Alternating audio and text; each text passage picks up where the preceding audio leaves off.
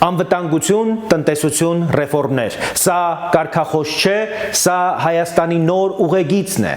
Այլևս ժամանակ չկա խոսքի, ճառի ու կիսաքայլերի։ Պետությունը կամ կդառնա ուժեղ, արդիական, ֆունկցիոնալ, կամ կմնա որպես բեռ իր քաղաքացու ուսերին։ Տարիներ շարունակ հարկային եկամուտներն աճել են, բայց տնտեսությունը ոչ։ Բյուջեն լցվում է բանկերից, ծխախոտից, հանքերից, ներմուծողներից, արտահանողներից, արդյունքում ոչ մի բեկում, ոչ մի տեխնոլոգիա,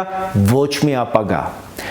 Հայտարարված թվերն իրականում չեն խոսում զարգացման մասին, այլ դրա բացակայության։ Հայաստանը դարձել է ներմուծման ու վերավաճառքի հանգույց, բայց մենք պետք է լինենք արտադրող, նորարար, ստեղծող։ Մենք չենք կարող ապրել որպես հումք մատակարարող կամ շուկա